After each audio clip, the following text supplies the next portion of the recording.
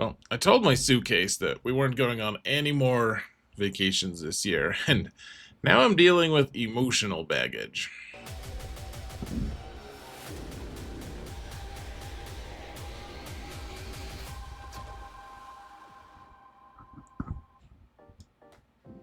Hello everyone, and welcome to another episode of Zareth Prevails. The new Datacron set is out, and we're going to take a first look at it. It's not going to be a conclusive discussion, but a few highlights, things to maybe start working on if you have the desire and drive to do such a thing. So let's get into it. But first, let's say thanks to my patrons. You guys are awesome. Thank you so much for your support, guys. I really couldn't do all this without you guys. You guys are amazing, so thank you so much for your support. And if you want to support this channel for free, folks, all you gotta do is hit that thumbs up button. Like, subscribe, comment. Please meld the algorithm. It likes it when you do it. I think that it told me that. It might be a lying son of a gun, but you never know. You never know. So, set 24 is here. Couple of things, just overview things. Darkside finally has some good level 3s. In fact, there's a couple of them. One of them is the current thick cron that we're about to get rid of on the light side with the 15% health and protection. It's really good. We'll look at it in just a minute. There's only 3 factions, but there are still a lot of characters involved. So there's pirates, of course. That makes at least some sense. Because they're the new hottest faction. First Order and unaligned force users, and oh my gosh, some of the unaligned force user stuff is crazy. Unaligned force users are the only light side faction that we have. Otherwise the other two are dark side, so just keep that in mind, because some of the pirates are light side. So we could have a light side pirate faction Datacron set. That's not how we're doing. And then all the factions this time, they've kind of moved away from doing a ton of the wordy level 3 or level 6s for factions. That's been kind of a thing that they don't do as much anymore, and they're about to come back. At least this set, all 3 factions have a good wordy level 6. So it's pretty interesting. Let's actually go into the game real quick. I'll show you guys some of the normal datacrons, and then we're going to look at the focus datacrons, which are only on GG, which I'm going to link in the video description if you want to look for yourself at them. But first, let's go into the game for just a little bit, and I'll show you some of the stuff that we're looking at. First, I have to find the right. There we go. You know what? Let's go on the bottom here. So, first off, you can go to the shard store if you want and buy a Datacron. I'm not saying that you should or whatever. I guess it's shard store currency. Anyways, you can buy one if you want. It's kind of expensive, frankly, but you can do it, and then or you can just click on it and look, like hit that little exclamation mark button that you see right next to Whispers of Wealth, and you can actually look at all this stuff. So what are we looking at? Like I said, pirate, first order, unaligned force user, stats. We just have this is actually a pretty comprehensive set. So the armor pen is of course is only for physical damage dealers, so characters like Boosh or Cat aren't going to care about armor pen, or what's his name? The guy on the Leia team, Drogon. That's right. I couldn't remember his name because he's not a real character. But anyways, the otherwise we have health and protection, and we have potency and tenacity, and we have crit damage and offense. Like, none of the stats suck. They're all actually pretty nice. We only have 7 of them total, which sometimes we have 8, and it's harder to roll them when they're that high. So this isn't too bad. So light side, we're not getting anything too crazy. We have the one, the weakest ally gains 20% turn meter for every light side ally. So we have one, that was pretty good actually, because one guy is going to start with 100% turn meter if it's a full light side squad, which is actually pretty good. Of course, the problem being, we just don't care about going first as much these days. There are still some teams who love doing that, but it's not something we absolutely like just require. Like, if this was 4 years earlier, we would love that. I feel old by saying that. Dark side. So we have the thick cron, like I said, 15% max health, the max protection for each dark side ally. We also have one which I feel like this is an underrated one that I just love this one. Whenever dark side allies use a basic ability, and this counts as if they're assisting as well, that you can gain crit chance up, crit damage up, offense up. All amazing, combined with each other, and everyone on the team gets it. Like it's a huge shift in damage, actually, especially if you combine that with like armor pen stats or really high offense or crit damage stats. Like this is really big. I mean, it's dark side. So you know, you don't call as many assists on most of the teams as other, but this is really strong, guys. That's also a really good one for Imperial troopers, for what it's worth. Just because you gain so much turn meter because you're calling people to assist and etc. Anyways, so faction stats, the pirates, you have what, I'm not going to read this to you. Yeah, you guys can go and read it, but it does look pretty good. Everyone, I mean, the first thing that caught my attention is pirate allies gain 3 stacks of profit. Like at the very start, if everyone is a pirate, then everyone gains 3 stacks of profit. And profit is, of course, that's the that's the mechanic that drives all the teams really hard. So and then they end up being able to do some cool stuff with it. First order, this one's an interesting one. Everyone starts with damage immunity, which it's just kind of feels frustrating to me. I'm so sick of facing Supreme Leader Kylo on defense, and I know that the nature of the fight's going to be different. I'm just sick of it. I wish we could just stop.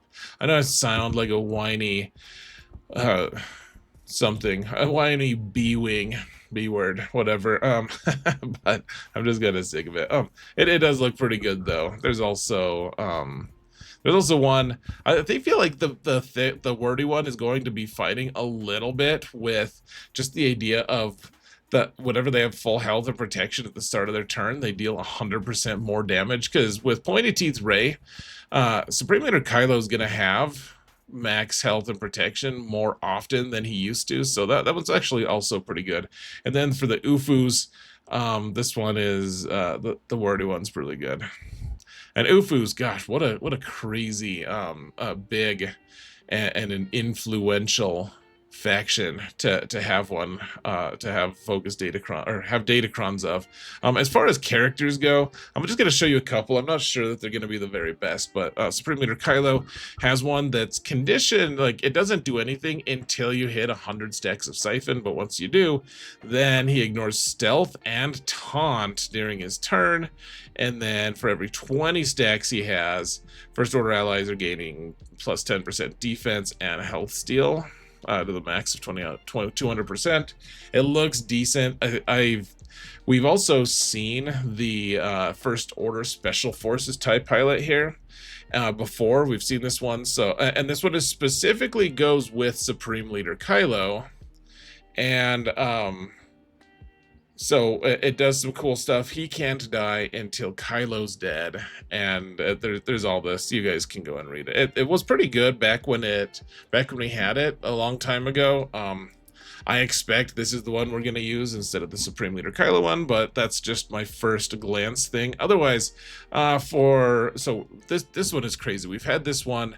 I forget if this is the first. No, this isn't the first one we've had. But Rey is going to get her ultimate super fast. The first time each turn, like each character turn that Rey gains ultimate charge, she gains 6% additional ultimate charge. She's gonna get ult so quickly because she gains ultimate charge every single character turn, and getting an extra 6% is crazy. Like she's just gonna be like, I'm excited to use her on offense, honestly, just because she's just going to be spamming her ultimate all the time. It's going to be kind of obnoxious. It's just like, oh my gosh. It's like your friend who is finally 21 and they're like, it's legal to drink, and they just drink a lot, and you're like, oh my gosh, like we can't stop it. you feel a little bit helpless about it, kind of like, is this a good idea? But you just have to go with it. It's like, it's legal now. You can't even you can't stop them. It's not a thing. So otherwise, I really like the Honda one because, you know, the ability that makes him disappear if you kill a character before he gets all of his stacks. He just gains all his stacks right away, which is really nice. It's really simple, but really nice. Enfys Nest is, oh yeah, that one's a dumb one. There's not one that you take a turn and the character stops, and the character this character takes a turn for every bonus turn for every time someone takes a turn. That's kind of nice. So that's cool. Otherwise, I think the only other ones that really stood out to me, like the pirate ones, aren't super interesting. The Honda one is interesting, and then the Sana one is cool. I don't know. I feel like she might end up being on that Maz Kanata squad. I'm not really sure. Otherwise, I mean, there are probably other things to dig around and look at, but those are kind of the key ones that I've been looking at. So let's look at the focus datacrons real quick, shall we? Real quick. I'm sure it'll be so quick. You'll see. So first off, I don't know what the bespoke one is. Maybe it's available somewhere. I couldn't find it on any website. Now remember, I'm finding a lot of this data on swgoh.gg. I'm going to link that the page for you guys in the video description if you want to look at it. But the stats are all over the place. So Adrad is interesting just because, well, there's a lot of different things. First off, Adrad's going to be really good, and Adrad can't be killed unless K2SO has been killed, and so that means you have to kill K2SO, then you have to kill Adrad, then you have to kill Jin, and Jin can of course revive at any time. So that's pretty annoying. Jin is also going to be ramping pretty hard with defense, pen, offense, crit damage, and every time she crits, it's good. And she's already wants to crit. She does her AoE, so she's going to be ramping fairly quickly.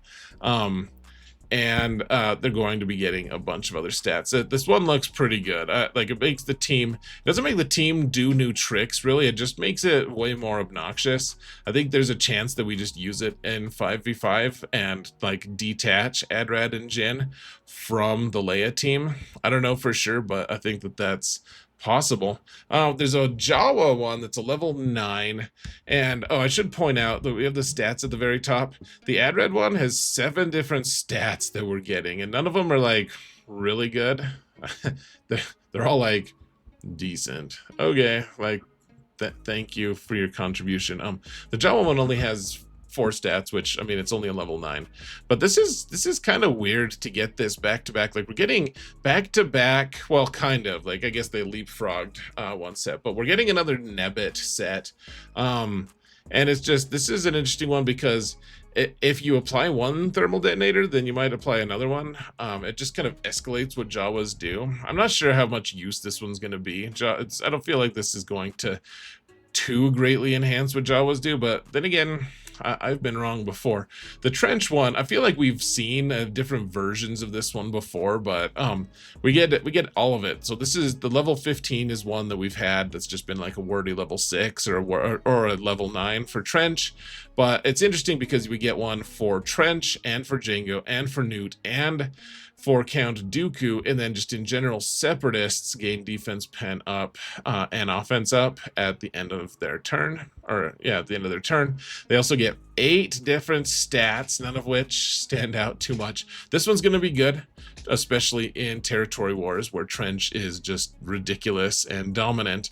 But I do think that this will actually have a decent amount of play in 5v5. Of course, that'll make people with Mandalorians pretty sad, or the Maldalorians, because you have to use Jango with this team, I think, because Jango's going to be assisting all the time, and he's going to be doing more damage when he's assisting. It's going to be fairly obnoxious. And then finally, we have the Iden focus datacron. Only 6 stats that we're getting some health, and this one we've seen different versions of this one as well. It's a level 15, so we've got 5 different sets of special abilities. One of them is she, at the very start of the encounter, she's going to be taunting,